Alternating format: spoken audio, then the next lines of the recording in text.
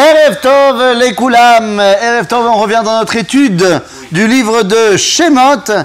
Et Besha Tova ou Mutzlachat, nous sommes arrivés au chapitre Yud Tet, au verset Tet. Verset Tet. Chapitre Yud Tet, verset Tet. Chapitre 19, Pasuk 9. Ah, c'est la page 87. Et il se trouve que dans certaines éditions, c'est la page 87 par hasard. C'est-à-dire... Alors on y va. Donc, on a dit, mon cher Rabbeinu a présenté au peuple que Dieu veut leur transmettre par lui la Torah. Le peuple a dit « Nein ». Ils ont dit « S'il veut qu'il vienne ». Et à ce moment-là, Dieu répond « Eh bien, très bien, je viens ». ויאמר השם אל משה, הנה אנוכי בא אליך באב וענן, בעבור ישמע העם בדברי עמך, וגם בך יאמינו לעולם. Tout ça, on avait vu la semaine dernière. ויגד משה את דברי העם אל השם. Ok. Donc très bien, Moshe redonne au peuple la nouvelle version. Dieu va venir. Alors, comment ça marche cette histoire? ויאמר השם אל משה, לך אל העם, וקידשתם היום ומחר וכיבסו סבלותם. Ah. Donc Dieu nous dit qu'il faut se préparer combien de temps? Ah bah non. Ah bah non. Ah, mais Rabotai, Dieu il dit combien de jours? 2 jours. Vekidashtam ayom umachar. C'est-à-dire que Dieu il donne 2 jours de préparation. Exactement, exactement. Alors 2 secondes. Hein? Ayom ou machar, c'est-à-dire que vous devez vous préparer aujourd'hui et demain. C'est tout. Donc ça fait que 2 jours de préparation. Avec hier, ça fait 3. Avec hier? Pourquoi hier? T'as vu? Eh, c'est pas de ma faute. Hein. T'as vu? Exactement. Donc, Vekidashtam ayom ou machar vechibesu simlotam. Pourquoi il faut les chabes smalot?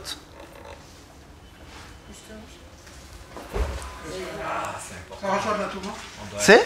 Ça reçoit de la touma. Ça reçoit de la touma? Non, il faut être propre. Hein. Ben, pas shoot, là. Des fois, je pose des questions qui sont pshoutotes. Tu viens de passer, je sais pas combien de jours dans le désert. Vechipsu simlotam. C'est pas shoot. Bah, ils vont pas laver leurs vêtements tout le temps.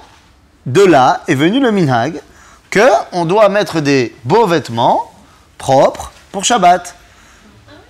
Ah, ça nous paraît évident. Attention, fille. Alors voilà. Tu peux les ramasser et ne pas les oublier. La dernière fois, tu les as oubliés. Mais tu les as retrouvés, donc ça fait plaisir. Tu les as retrouvés, donc. C'est beau. T'as vu ou pas? Donc, de là est venu le minhag et la halacha que le Shabbat, eh bien, on doit être bien habillé. On doit être propre, on doit s'être préparé. Bon, ça c'est pas shoot. Là où ça devient compliqué, c'est que, eh bien, entre l'ordre de Dieu et l'ordre de Moshe, il y a un bug. Eh oui. Ve'yun nechonim layom hashelishi, ki bayom hashelishi yered Hashem le'inei kol ha'am al har Sinai. Le projet, c'est que vous vous préparez pendant 2 jours. Le 3e, je viens. Bon. Ve'igbalta et ha'am saviv lemor. Et tu dois mettre une barrière pour le peuple. De quoi? Les morts, Ishammeru lachem alot bahar, unogea asera bekatseu, kol anogea bahar mot yumat. Donc personne n'a le droit de monter sur la montagne. Celui qui monte, yumat. Yumat, bidei shamaim. C'est pas que Moshe il doit le tuer. C'est Dieu qui s'en charge. Oh. Et de la toucher, il a dit. Et de la toucher, donc, bah oui. Kol anogea bahar. Ça veut dire quoi, kol anogea bahar? C'est pas... Non mais, je veux bien, mais comment ça marche? C'est pas... C'est une montagne. C'est une montagne. Donc ça veut dire qu'il y a un moment donné, on a mis une barrière. Je sais pas exactement à combien de mètres du premier dénivelé. Ils ont mis la barrière. C'est-à-dire que voilà, tu peux pas mettre le pied au-delà de la barrière. Archav, 2 secondes. Donc ça veut dire que cet endroit-là, il est... plus que kadosh, c'est dangereux, on peut pas y accéder. Parce que c'est pas notre niveau. Chez Ella, aujourd'hui, si tu vas te balader au Har Sinai, quel que soit l'endroit, On a vu la semaine dernière, mais quel que soit l'endroit, si tu vas te balader aujourd'hui au Har Sinaï, dans toutes les versions du Har Sinaï, c'est Beseder, c'est lo Beseder al pi halacha, c'est Beseder gamour. Est-ce que tu dois faire une préparation de Gdusha particulière? Non, c'est redevenu une montagne Stam. Ah ah. En parenthèse, c'est ce qui est fait là-bas. Hein. Que quoi? On ne peut pas y aller. Ah, on va y aller? Voilà, c'est interdit. Ça a toujours été comme ça ou? Ouais. Bon. Non, al pi halacha, il n'y a pas de problème. Il y a pas de problème parce que c'est redevenu une montagne normale. Donc ça veut dire que quoi? Ça veut dire que cet endroit-là ne vient pas mettre en place Gdushat HaMakom. On aurait pu penser que Har Sinaï devient l'endroit de la relation avec Dieu. Non, Tshuva, lo. Il n'y a pas de Gdusha Behar Sinaï. Yesh Gdusha Behar HaMoriah, au mont du Temple à Jérusalem. Ça, c'est Gdushat HaMakom. Mais là, on ne met pas en place la dimension de la sainteté de l'endroit, on met en place la dimension de la rencontre entre Dieu et l'homme. Une petite note, c'est que moi, je l'ai escaladé avec les marches, et les Arabes, ils l'appelaient le mont Moussa. Le mont Moussa. Parce que Moussa, c'est Moshe.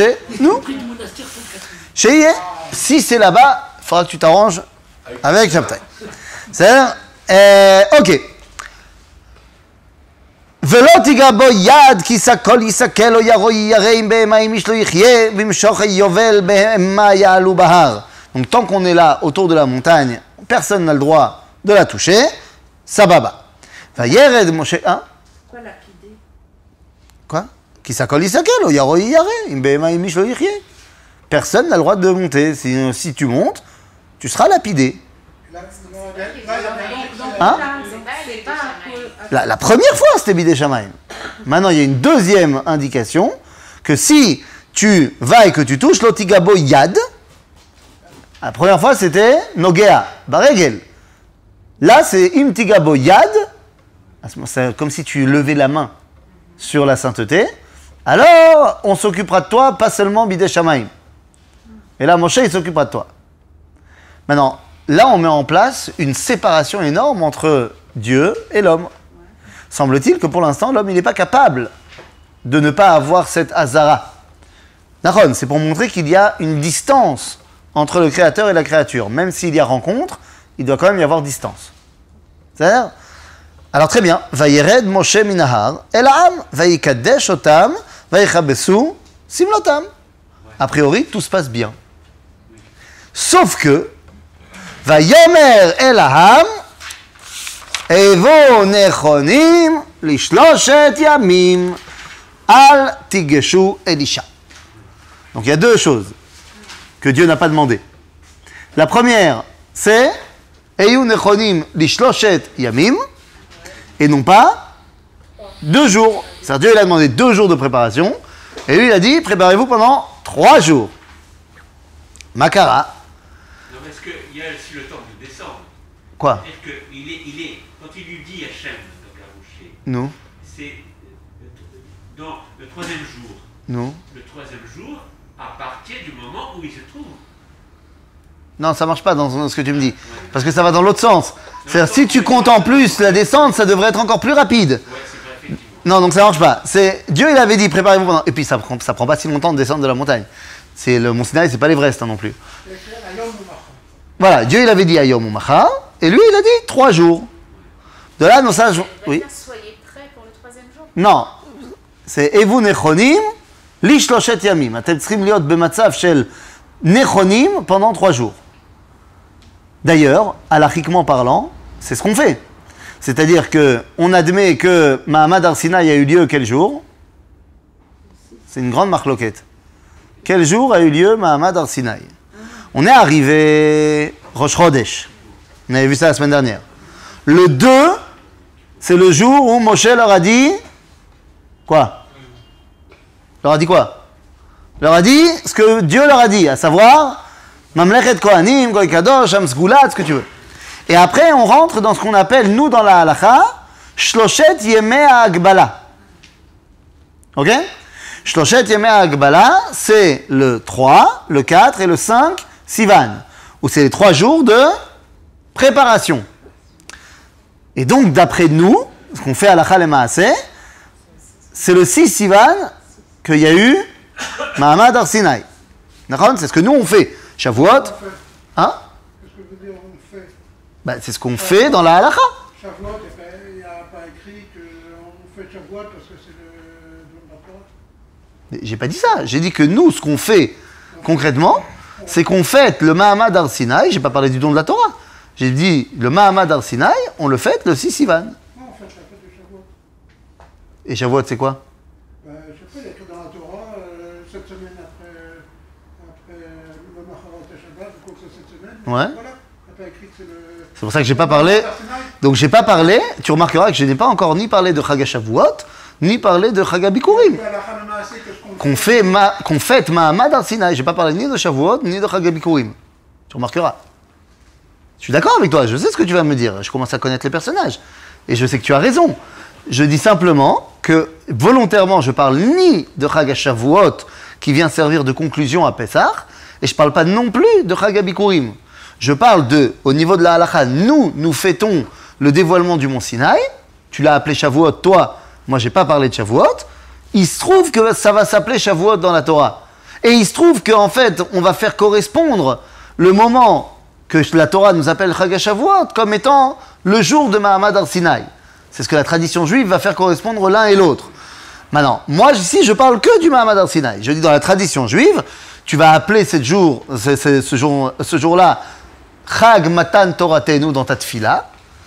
Et dans les Kriyot HaTorah de Shavuot, on va parler de cet événement-là. Donc je dis, simplement, au niveau de la halakha, on fête Chag HaShavuot le 6 Sivan. Et il se trouve qu'on lui donne comme signification, eh bien, le moment où Dieu s'est révélé à nous. Là où ça me pose problème, c'est que le Talmud nous dit que ça ne s'est pas passé le 6 Sivan. Ça s'est passé le 7. Ah, c'était le deuxième jour de Choul. Bien fait. Ça s'est passé le 7. Et le Talmud, il fait un calcul tout simple, un calcul de maths pachout, que si on est sorti le jeudi et que la Torah elle a été donnée Shabbat, eh ben ça ne peut pas être le 6, c'est le 7. Ah non, il te dit, le Talmud te dit, on a une massorette, que on est sorti d'Égypte le jeudi, dans la semaine. Le jour de Pessah, c'était le jeudi. Massorette. Ah, comment tu veux que je te le prouve? Je peux pas te le prouver. C'est comme ça. Les gens qui sont sortis d'Égypte, ils savaient c'était le jeudi, et ils ont dit à leurs descendants, c'était le jeudi. C'est ça? Et de la même façon, on a une massorette que Mahamad Har Sinai, ça a eu lieu Shabbat. Et donc après, bah, tu fais un petit calcul, en termes de journée, de calendrier, bah, ça ne peut pas tomber le 6, ça tombe le 7. Pourquoi on fait pas le 6? Alors. Attends, j'ai pas compris. Oui. Cette semaine Oui. complète, comment tu tombes sur un Shabbat alors que tu es parti d'un jeudi? Si tu es parti un jeudi, et que tu fais, le lendemain, tu comptes 7 semaines, donc ça veut dire qu'à la fin de la 7e semaine, c'est vendredi soir. C'est Shabbat. Bah, c'est ce que je viens de dire. Quelqu'un a parlé de dimanche? Quelqu'un a parlé de dimanche? T'es pas là, hein? Quelqu'un a dit... J'ai pas parlé de dimanche. On n'a pas parlé de dimanche. J'ai dit Shabbat. Ça? Le carton rouge, hein? Je dis simplement que quand on fait le décompte du calendrier, des dates, ça nous amène au 7 Sivan. Et en fait, oui. Quoi? Ça ne marche pas par date. Ça dépend si c'était des mois de 30 jours. Ah ben c'est très bien. Alors, ne me dis pas ça marche pas par date. Dis-moi ça marche par date, mais il y a une kushia. Non, ça ne marche pas par date. Ça marche par 7 semaines. Mais j'ai pas de problème. Mais c'est cette semaine, à un moment donné, c'était une date quand même. Je comprends, vous voulez vous offusquer sur des choses que vous êtes d'accord. C'est stam pour le kiff. On est tous d'accord que le moment du Mahamad Har Sinai, à l'époque de Moshe, il a bien eu lieu. Oui, jusque-là on est d'accord?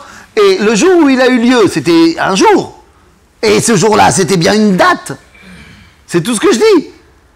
Ça a l'air. Maintenant, si on va compter, on est sorti d'Égypte le 15, Nissan. Jusque-là, c'est bon, c'est pas... Je dis, j'affabule pas. Bah, le 15 Nissan, tu lui rajoutes 45 jours, tu vas arriver à combien? Si tu rajoutes 45 jours, bah, tu vas arriver au 1er Sivan. Oui, non, oui, vous êtes avec moi? Bah, 15 pour finir le mois de Nissan. Et ensuite 30 pour terminer le mois de Iyar. Non, mais ça dépend de combien de temps. Ah, et là, tu amènes ta kushia. Donc, dis-moi, j'ai une kushia. J'ai une couche Oh! Et ta kushia, c'est de savoir est-ce que c'est un mois de 30 jours ou est-ce que c'est un mois de 29? Oh! Ça, c'est une bonne kushia. Le problème grave, c'est que les calendriers n'existaient pas à l'époque. Et pourquoi pas? Ah non, non, il n'y avait pas des calendriers. Ah, tu dis le calendrier des PTT, il n'existait pas. Non, le grégorien. Mais qui t'a parlé du grégorien? T'as le grégorien, il y a dimanche, je sais pas ce que vous avez mangé ce soir. C'est Rosh Chodesh, c'est Motzei Rosh Chodesh. Moi, j'ai fait une raclette avec les enfants, l'Irvot Rosh Chodesh avec des crêpes et tout, la folie. Mais je sais pas ce que vous avez mangé. À votre taille, il n'y a ni Grégoire, ni Grégor, ni rien. Rien du tout. Ça a l'air. Et après, tu me dis, les gens, ils me font perdre du temps dans le chiour. Qu'est-ce que tu veux que je fasse? Tom, à votre taille. C'est de jour à un numéro du jour, c'est pour ça. Oui, j'avoue que c'est quelque chose de terriblement difficile. C'est fantastique. J'étais Shabbat et chez un ami et il m'a raconté comme quoi il est en victoire terrible dans sa famille pour les dates d'anniversaire. Parce qu'ils font les dates françaises. Et lui, il dit, il faut se battre. Il dit, on a un calendrier. Et puis, ils lui ont répondu, ouais, mais on connaît pas toujours les dates, machin. Il m'a dit, mais qu'est-ce que je peux leur répondre? Je leur ai dit, bon, bah, d'abord, rien n'empêche d'apprendre. Et surtout, n'importe quel téléphone, tu peux avoir une application calendrier hébraïque, machin. Et je lui ai dit, et Chutz Mizeh, demande-leur, pour la Iloula de leurs grands-parents, machin, ils font la date hébraïque ou ils font la date goy? Ils fêtent Pâques ou ils fêtent Pessah? Elle me dit non, pour la Iloula, ils font truc. Alors je lui ai dit, ok, alors tu veux que je te dise ce qu'il faut leur dire? Pour qu'ils s'arrêtent complètement et disent, ah, j'ai compris, dis à ta famille, dis-leur, ah, j'ai compris, vous êtes donc Ashkénaze, pour fêter la mort, vous faites le calendrier juif, vous êtes kiffant de la mort, donc ça, vous kiffez le côté Ashkénaze de la race-ratitude, et quand il s'agit de fêter les anniversaires, vous êtes goy. Et là, ça va bien les énerver, et donc, ils feront les anniversaires en juif. C'était une plaisanterie. Parce qu'on ne sait jamais maintenant, aujourd'hui. Ça a l'air. Bekitsour, t'as vu? Bon, ça va, les jours, les dates. Bekitsour. Il y a une grande marloquette. Est-ce que le mois de Iyar, cette année-là, il était malé ou chaser? C'est un grand débat dans le Talmud, à savoir que lorsqu'il est un mois, lorsqu'il est malé, ça veut dire qu'il est mashmaouti. Al-Pi Kabbalah, Chodesh malé, c'est Chodesh yesh bo idgalut melea, qu'il y a un dévoilement complet. Oui. Oui, bien sûr. On pourrait le savoir sans aucun problème. Le problème, il n'est pas là. Le problème, il est de savoir qu'est-ce que ça représente pour nous.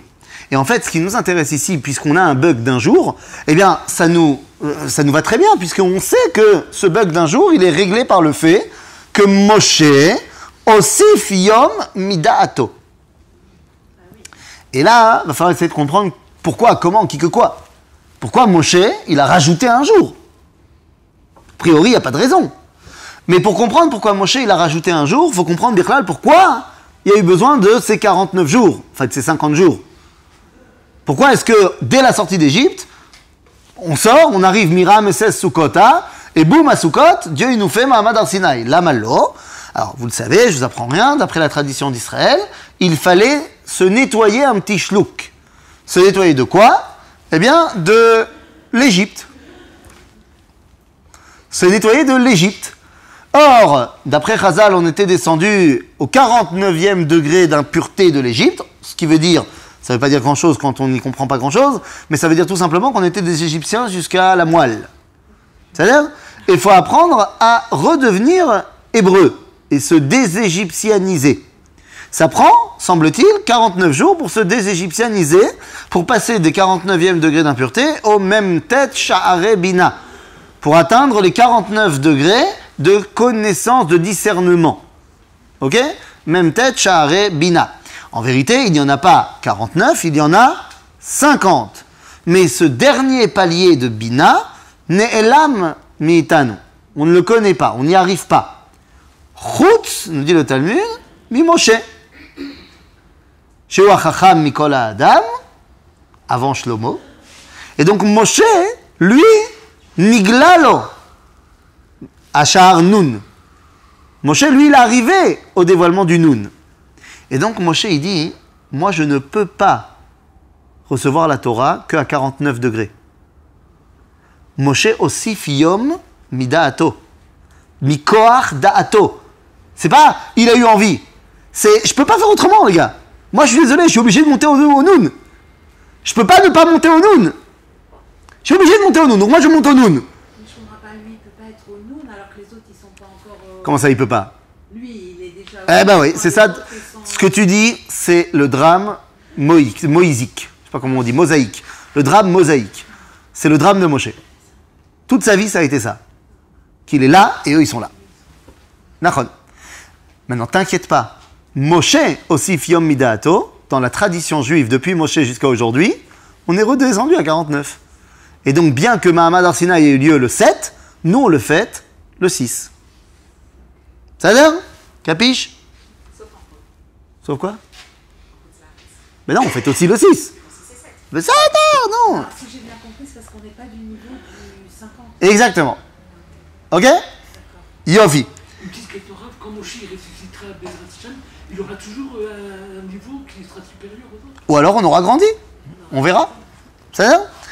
Tov. Donc, très bien. Alors maintenant qu'on est là, tout va bien. Vaï bayom ashlishi biyotab. Dans ton temps, tu n'as pas expliqué pourquoi il avait Tout à fait. rajouté l'interdiction de... C'est vrai. Autant pour moi. Autant pour moi. Il y a marqué Al tikshu el isha. Al tikshu el isha. Ne soyez pas avec vos femmes pendant 3 jours. Lama. Eh bien c'est simple, parce que du point de vue fertilité, les spermes et les ovules durent 3 jours et puis après ils meurent. Et alors? Hein? Alors, eh ben, pour ne pas féconder, Et pourquoi pas? Moshe il a rajouté un jour, Et pourquoi pas féconder? parce qu'ils ne devaient pas être ensemble, les hommes et les femmes, ils devaient être séparés. Et pourquoi pas? Et donc, du point de Alors, vue fertilité, l'idée, elle est bonne, mais il faut la creuser comme il faut. C'est-à-dire qu'effectivement, le problème de Shlosha Yamim chez le Prisha, c'est dans la mesure où à partir du moment où un homme il a une relation avec sa femme, eh bien, elle peut avoir des pertes vaginales pendant 3 jours. Ok? Ce qui peut la rendre tméa. Et donc, comme on veut que personne soit tamé à ce moment-là, alors, pendant 3 jours, on se sépare. C'est-à-dire, maintenant, qui va se séparer? Tout le monde. C'est-à-dire tout le monde. Y compris Moshe. Ok? Le fait donc que Moshe se sépare de Tzipora à ce moment-là, c'est pas un problème. C'est comme tout le monde. Le problème, il va être après, quand il va être redonné la permission aux autres de retourner chez leur femme. Qu'est-ce qui va se passer avec Moshe? Mais ça, on verra plus tard. Donc, Al Tikshu Elisha. Vaï bayom hashelishi, biyot aboker, vaï kolot uberakim, ve'anan kaved al har, ve'kol shofar chazak meod, vaïcherad kol ha'am asher b'machane. Alors, je comprends pas. Oui? Il y a un Ashlishi. Donc, Dieu leur avait dit de se préparer pendant 2 jours, et que le 3e jour, il y aurait tout ça. Nouvé. Et là, on voit que c'est le 3e jour qu'il y a Barak. J'ai pas compris quel est ton problème. Ah, parce qu'il y a marqué Vaï bayom hashlishi. Oui. Il y a Bessaf bayom hashlishi. Après les 3 jours de préparation de Moshe, Dieu il arrive. Et il commence la pyrotechnique. La question c'est de savoir pourquoi on a besoin d'autant de pyrotechnique. C'est comme un signal, j'arrive. Oui, mais bon, il a besoin de ça. Non, mais pour Arrête, pour le Bessofo peuple. shel davar. C'est pour le peuple. Attends 2 secondes. Mais même le peuple, il va recevoir la névoie, le peuple. Chaque navi ve navi, avant qu'on lui parle, on fait de la pyrotechnique. Non, mais Non. tous les éléments. Pourquoi est-ce que là on te dit Vaikolot ubrakim ve'anan kaved al har ve'kol shofar chazak meod. On a besoin donc de kolot, brakim, ve'anan. Alors kolot, zema, זה השמיעה, וברקים זה הראייה. Ok? Donc ça veut dire que la névoie, c'est gam kol ve gam reia. Comment est-ce que de manière générale, les prophètes, ils reçoivent le dibour d'Akadosh Baruch Hu? Quand ils sont de niveau moyen, ils reçoivent le dibour. Ken? Dvar Hashem el Be'eri Anavi. C'est-à-dire, Dvar Hashem, c'est dibour. Dibour, ça s'entend. Quand tu es Bemadriga et Liona, eh bien, tu reçois Chazon Ishayahu Asher Chaza, Ben Amotz, Asher Chaza. al Yehuda v'Yerushalayim. Donc c'est chazon. Chazon, c'est une vision. Donc, en fonction du niveau de dévoilement, yesh kol vegam barak. Et pourquoi tzarich anan? Qu'est-ce que ça fait le anan? Ma c'est aussi anan. Ça fait quoi? Oui, toi tu l'as vu? Toi tu l'as vu? Mais eux, ils voyaient. Ah, eux, non, si, on le voit souvent. Non, j'ai dit souvent dans. Ah, dans la Torah, ça a l'air. Mais pourquoi est-ce que justement, t'as raison, mais moi je veux qu'on aille plus loin dans le raisonnement. Ok, mais pourquoi Dieu il a décidé que quand il fait résider sa présence, c'est un âne? Il aurait pu choisir autre chose. Ils se cachent. Oui, mais tu comprends qu'il aurait pu se cacher, il aurait pu dire écran noir, j'en sais rien. Choisis ça. Alors, c'est ça que je pose comme question. Non, mais tu comprends ma question. Ma question, c'est pourquoi Dafka un âne, un nuage, une nuée, et pas autre chose? Je comprends très bien qu'il doit se dévoiler dans quelque chose qui est perceptible. Mais je demande pourquoi Dafka ça? Eh bien, ça se transforme. Là, ça devient de l'eau, ça peut devenir. C'est un âne. Un âne, c'est un âne. Et là, un âne, c'est la nuée. Hein? Alors, c'est pas de la pluie, justement. Après, mais là, c'est pas de la pluie. Un âne, rabotaille, c'est de l'eau. C'est du brouillard. C'est du brouillard, exactement. C'est du brouillard. C'est-à-dire que ça... C'est du fog. Qu'est-ce que ça fait? Ça fait que je n'arrive à distinguer rien du tout. C'est-à-dire que le Hanan, pour moi, c'est quelque chose qui est complètement Me'urpal, Arafel. C'est-à-dire que c'est quelque chose que je n'arrive pas à distinguer.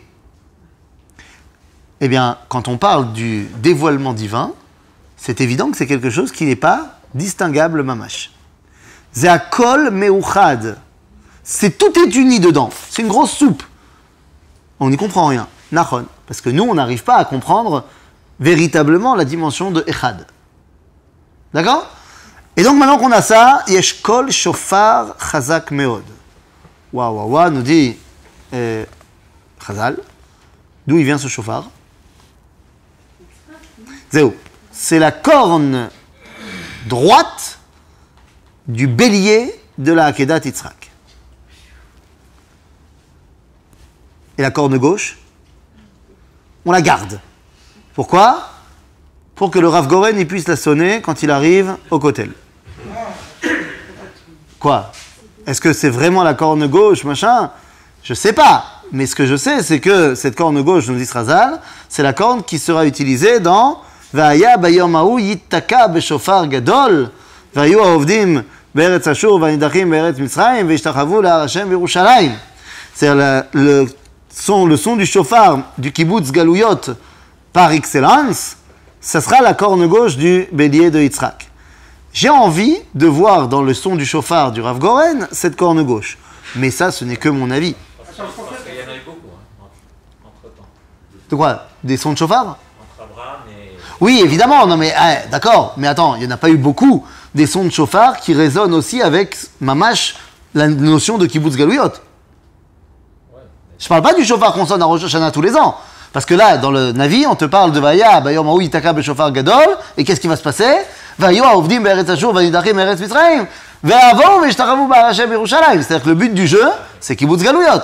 Donc si on parle d'un shofar qui a sonné et fait écho à un véritable retour du peuple juif, particulièrement B'Har Hashem Yerushalayim, sur la montagne de Dieu à Jérusalem, eh bien, j'ai envie de le faire correspondre, et je pense que je suis pas loin d'avoir raison, avec le son du Rav Goren, quand il fait sonner le shofar B'Har Habayit, lorsqu'il dit « Le monde du temple est entre nos mains ». Bon, la vérité, c'est que le shofar, il a été sonné en dessous de la montagne, au kotel, mais ça marche aussi. En parenthèse, il me l'a donné et puis on l'a donné. C'est choquant. Quoi, le shofar ou la montagne? Ah oui, ben ça, on a déjà parlé, hein, qu'est-ce que je te dis? C'est-à-dire, Tov, vayotse Moshe el et ha'am likrat ha'Elohim min ha'machane, vayityatzvu betartit ha'har. Donc tout le peuple est prêt en bas de la montagne. Ve'har Sinai ashan kulo mipene asher yarad alav Hashem ba'esh, vayal ashano ke'ashan akivshan, ve'yecherad kol ha'har meod. Et là, on a un nouveau motif qu'on n'avait pas avant, c'est le feu. Il y avait le Hanan, et maintenant il y a le feu. Le Hanan, c'est l'eau, le feu, c'est le feu. C'est pas censé coexister. Sauf quand on est à Kadosh Baruch Hu et qu'on fait l'unité des valeurs. Donc on est en train de faire face à un dévoilement de l'unité par excellence. Alors que faire maintenant? Vayikol la shofar oler vechazek meod, Moshe yedaber ve'Elohim ya'anenu bekol. Ok, alors qu'est-ce qui se passe? Qu'est-ce qu'il va dire? Vayered Hashem el Har Sinai el Rosh Hahar, vayikra Hashem le Moshe el Rosh Hahar, vayal Moshe. Là, Moshe, il monte. Il monte où? Mais pas en haut. Il monte un petit chlouk. Rosh Hein? C'est quoi Rosh Hahar? Non, vayikra Hashem le Moshe el Rosh Hahar. Vayal Moshe. Est-ce qu'il est monté jusqu'au Rosh Hahar? Od lo barur. Vayomer Hashem el Moshe, red. Aed ba'am. Pen yersu el Hashem, lirot vedafal mimenu rav. Il dit non, tu montes pas jusqu'en haut. Red. Red, pourquoi? Parce qu'il faut que tu restes quand même pour faire la jonction avec le peuple. Vegam hakohanim hanigashim el Hashem nitkadashu, pen yifrotz ba'em Hashem. Donc ça veut dire qu'à partir de ce moment-là, on parle de qui là? Des Kohanim. Mais je crois Kohanim? Il n'y a pas encore de Kohanim. Il y avait le Cohen et son fils et ses fils. Ils ont déjà été Kohanifiés? Ils étaient là, en tout cas. Non. Qu'il y avait Aaron, Elazar, Itamar, Nadav et Avihu, ça je suis bien conscient. Mais C'est pour nous dire que même les Kohanim, non mais j'entends bien. Ce qui me dérange, c'est pas ça. Ce qui me dérange, c'est qu'on va entendre parler des Kohanim que dans la paracha de Tetzavé. mais là, ils sont cités. Mais c'est donc d'où mon problème. Parce qu'il n'y a que dans la paracha de Tetzavé qu'il est coulé Alma se passe après le Mahamad Har Sinaï. Là, c'est pas une question de Vaudor ou pas Vaudor. Paracha de Tetzavé, c'est là où on va nous dire que tu vas prendre Aaron et ses enfants, les Chaanoli. Donc c'est... Ah, il a fait. Donc tu as compris de qui on parle. Donc c'est qui les Kohanim à la base? Non. C'est comme ça a toujours été dans toutes les cultures, y compris en Égypte, à savoir les premiers-nés. Ça a toujours été comme ça, et dans le peuple juif également. C'est eux qui étaient censés être les Kohanim, faire la jonction avec Akadosh Baruch Hu. À cause de leur faute dans le Vaudor, alors, ce que disent nos sages, eh bien, Aaron va prendre le relais avec ses enfants. Maintenant, moi je veux bien, mais si on nous dit, regardez ce que dit Rashi, Ve'alita ata ve'Aaron immach ve'akohanim. Oh oh, qu'est-ce qu'il y a marqué juste après?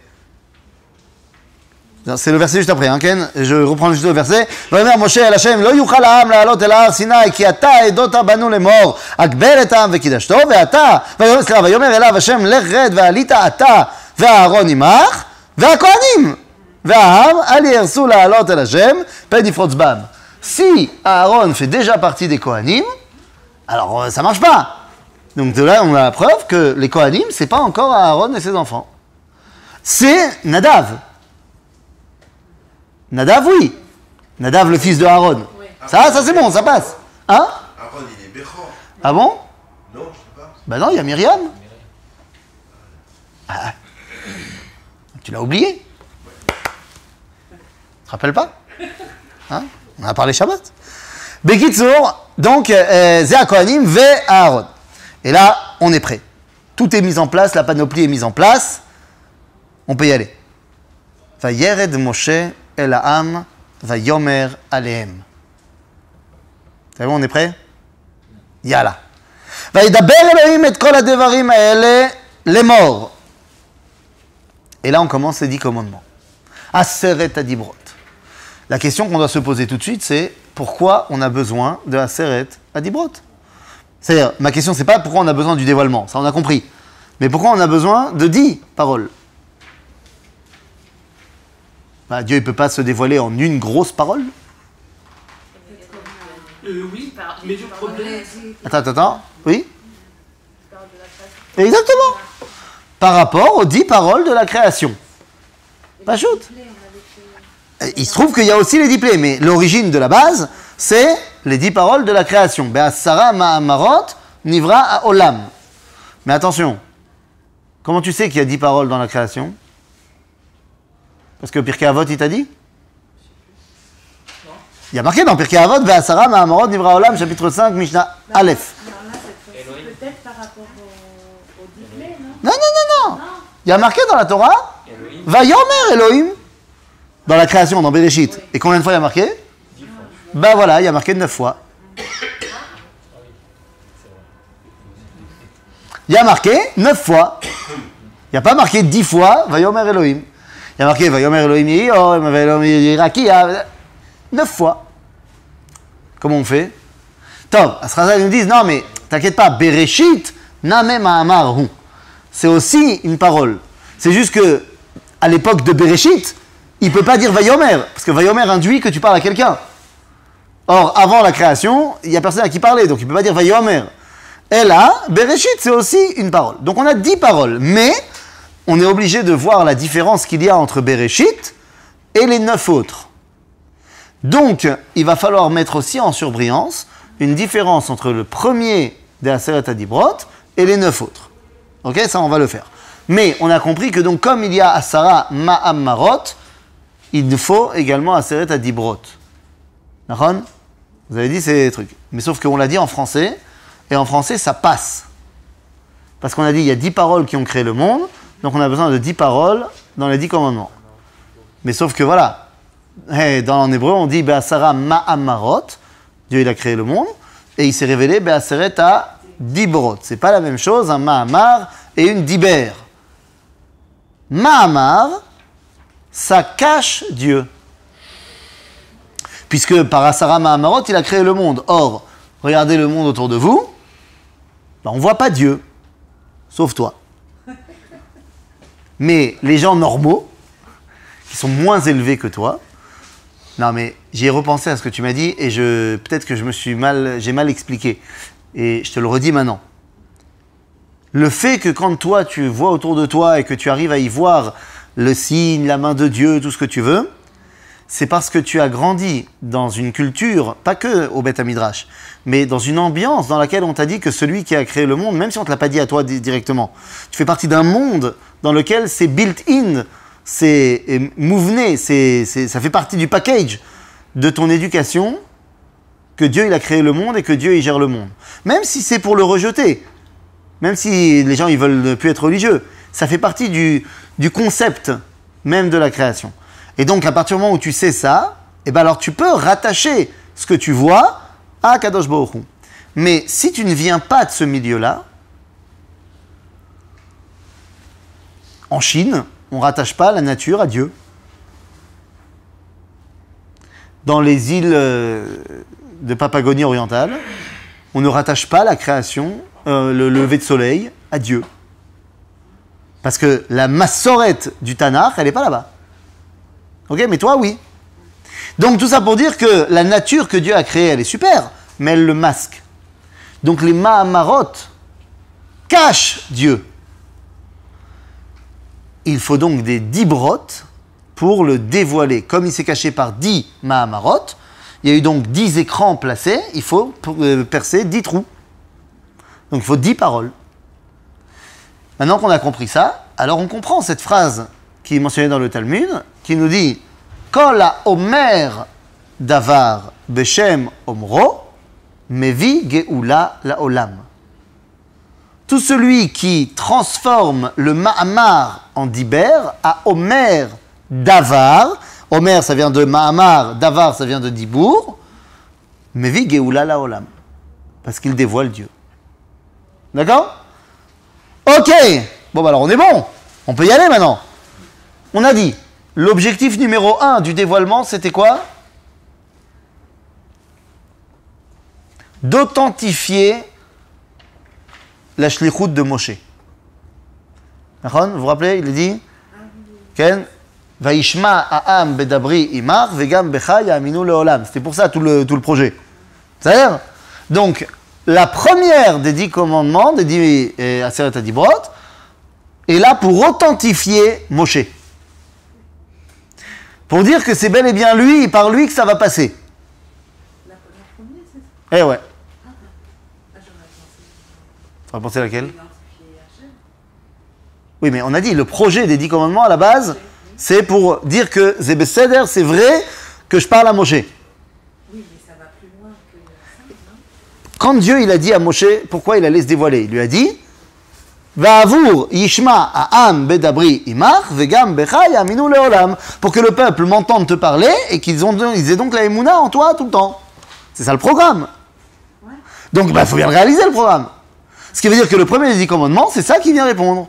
Et là, tu me dis, c'est bizarre, c'est pas du tout ce qui semble avoir marqué. Bon, alors qu'est-ce qui a marqué? Anochi Hashem Elohecha, Asher hotzeticha me'eretz Mitzrayim mibet avadim. Je trouve que c'est un peu curieux qu'il y ait cette phrase, Dieu aurait dû dire, et voici je suis ton Dieu qui a créé le monde et l'univers. Ce que tu dis, c'est une très bonne question qui est posée par le Talmud. Pourquoi est-ce que Dieu n'a pas dit « Je suis l'Éternel ton Dieu qui a créé le monde » Ou qui t'est créé, ou C'est ça, qui a fait la création. Réponse, parce que personne n'était là pour en témoigner. Et donc, pour nos âmes, c'était pas là non plus quand Dieu il a créé le monde. Ben non, au moment où il y a eu Bereshit, ton âme, elle était encore à l'intérieur d'Akadosh Baruch Hu, elle n'était pas là. J'ai entendu de la part d'Arabe à Paris, avant de faire mon avion, qui a dit que nos âmes étaient présentes Où lors de la révélation du Mont Sinaï. Mais Nous, on n'y était pas, mais nos âmes étaient. Mais j'entends ce que tu dis, mais c'est pas ce que tu dis. Tu dis que Dieu, il aurait dû se dévoiler en tant que celui qui a créé le monde. Je dis qu'au moment de la création du monde, il n'y avait personne. Ah oui, d'accord. Donc on ne peut pas témoigner du fait que c'est vrai qu'il a créé le monde, on n'était pas là. Donc il utilise...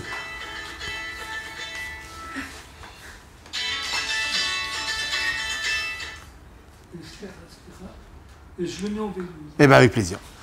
Donc il utilise un exemple de choses qu'il a faites, que les gens puissent en témoigner. C'est-à-dire, donc ça c'est la première chose. Mais regardez comment est construit le verset. Je suis l'Éternel ton Dieu, qui t'a fait sortir d'Égypte de la maison d'esclavage.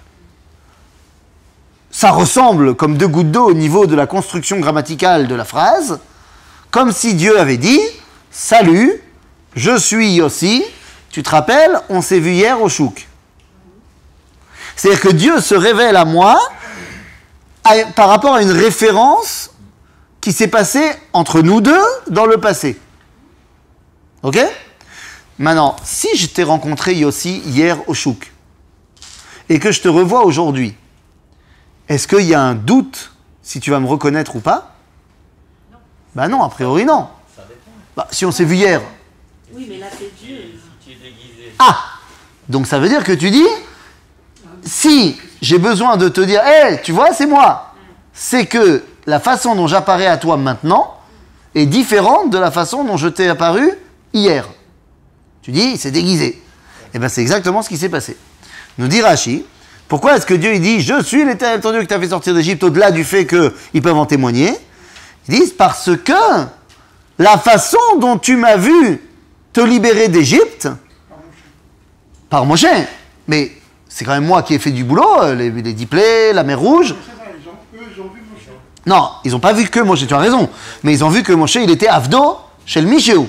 Va aminu ba'Hashem Moshe Avdo dans la Shirat Hayam. Parce qu'ils ont vu, et Rashi nous dit, Biglal shenigla alehem alayam ke gibor milchama. C'est ce qu'on a dit dans la Shirat Hayam. Hashem ish milchama.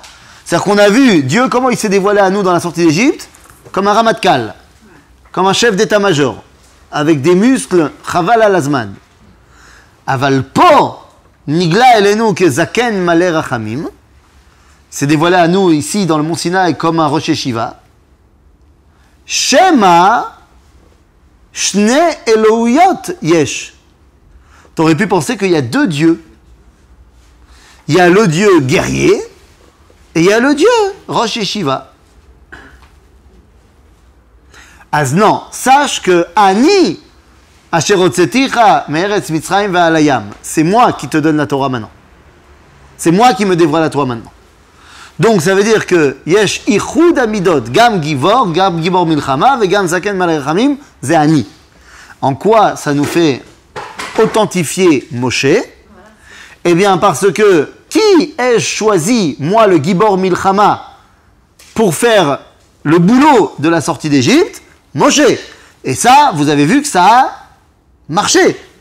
Moshe, il s'est révélé comme étant un très très bon libérateur d'Égypte. Eh bien, Ani, celui qui donne maintenant le dévoilement, la Torah, je choisis également Moshe. De la même façon qu'il n'y a qu'un seul Dieu, c'est le même qui sort d'Égypte et c'est le même qui donne la Torah, eh bien, il n'y a qu'un seul Moshe qui remplit le travail c'est celui qui vous a sorti d'Égypte et celui qui donne la Torah. Parce que, oui? Pourquoi c'est pas dit explicitement? Voilà, c'est ça. Ben voilà, je viens de te l'expliquer. Explicitement dans la Torah. Pourquoi c'est pas dit explicitement dans la Torah? Qu'est-ce qui n'était pas clair dans ce que je viens d'expliquer? Le rôle de Moshe. Là, pourquoi? T'as pas compris ce que je viens de dire? J'ai compris. Il a fait. Maintenant, toi et moi, vu qu'on vit 3500 ans après les événements, ça c'est la première chose qui nous fait qu'on est obligé de donner une explication. Il y a une autre chose qui fait qu'on est obligé de donner une explication, c'est que toi et moi, on a un problème, on ne sait pas ce que c'est que le révèlement prophétique. Pour eux, c'est une évidence ce que je viens de te dire. Il faut bien comprendre une chose. Le fait qu'on soit obligé d'expliquer les versets de la Torah, les versets du Tanakh en général, c'est parce que nous vivons dans un monde culturel fondamentalement différent de celui dont les gens qui sont les héros de l'histoire vivent. Eux vivent dans une époque où le dévoilement divin est palpable et où la rencontre avec le Créateur est quelque chose qui est normal. Toi et moi, non. Donc ça veut dire qu'il y a des dimensions qui sont une évidence pour eux, qui ne le sont pas pour nous.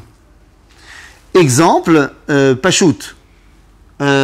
Si, imagine quelqu'un qui ne connaît pas du tout, machin, il vient de faire son alia, il connaît rien du tout, et il a vu qu'il a tapé sur internet synagogue francophone à Jérusalem, on l'a amené à Emouna, et le Rav Benishai, il n'était pas là, il a demandé est-ce que tu peux l'accueillir Shabbat? Et il vient chez toi Shabbat. Et il te dit, bon, écoute, j'ai entendu parler du judaïsme, c'est intéressant, dis-moi, à quoi il ressemble Dieu? Qu'est-ce que tu lui réponds? C'est une vraie question qui m'a déjà été posée. Il m'a dit, toi, t'es un rabbin? Ouais. Ah bah, il ressemble à quoi, Dieu? Il dit, bah, je ne sais pas. Je ne l'ai pas vu, perso. Peut-être que tu as une autre réponse ou toi aussi, je ne sais pas. Moi non plus, je l'ai pas vu. Voilà. Pourtant, non, mais non seulement tu l'as pas vu, mais tu peux même lui expliquer que, théologiquement parlant, judaïquement parlant, on ne peut pas le voir parce que le Irania Adam Vachai, Velo Echoliot, et pourtant, Yirmiyahu Hanavi, il dit Raïti et Hashem Yoshev al Kiseh Ram Venissa. Et quoi, il n'a pas étudié Torah de Moshe que lo Irani Adam Vachai? Et j'ai étudié, mais qu'est-ce que je te dis? Zani Raïti. Comment j'explique ça? J'en sais rien. Il fait des exceptions. Peut-être, j'en sais rien. Mais le fait est que, ou Roé, tu peux pas lui dire non, tu vois pas.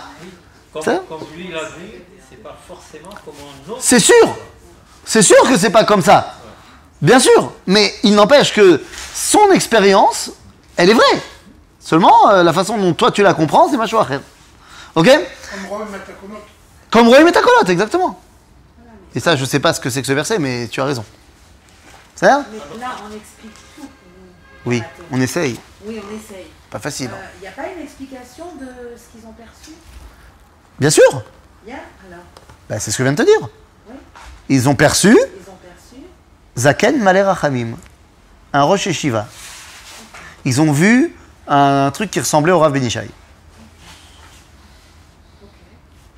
Barbe blanche, beau gosse, machin.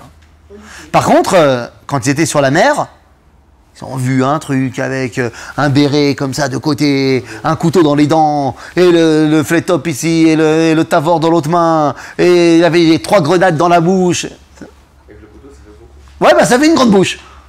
Non, mais alors ça veut dire, Ah, t'as même pas pec dans la bouche d'un Kadosh Baruch Hu. ça veut dire que Dieu, Attends, si Rambo il peut, Je dis que c'est pas pratique. c'est ça. Dieu peut prendre toutes les formes possibles et chacun il peut se faire une idée de Dieu. Non, Non, suivant les situations. non, tu reviens sur notre problématique de Shabbat, tu te fais pas ton idée de Dieu. Ce qui te montre, il te montre. Tu peux pas inventer. Donc c'est pas chacun, il se fait son idée. Non, mais la dernière fois tu avais dit. Ce qui montre, il c'est montre. l'imagination. Ah, mais là, j'ai pas parlé de ça, je parlais du dévoilement. Oui, c'était- Dans le dévoilement, j'ai vu quelque chose qui m'a montré. C'est pas l'imagination. ok. Ce que moi j'ai aujourd'hui, quand je dis Elohenu velo avotenu, je me représente quelque chose que je sais être faux. Mais lorsque Dieu se dévoile à moi et qu'il me montre quelque chose, bah, il me montre quelque chose. C'est ça? Donc, dans le premier verset, on vient d'authentifier le fait que Dieu a bel et bien choisi Moshe Pas seulement pour nous sortir d'Égypte, mais également pour nous transmettre le dévoilement. Sauf qu'une fois qu'on a dit cela, pourquoi est-ce qu'on a besoin des 9 autres commandements, d'Ibrot? Eh bien, c'est ce que nous verrons la semaine prochaine. Et donc si je lis, moi je peux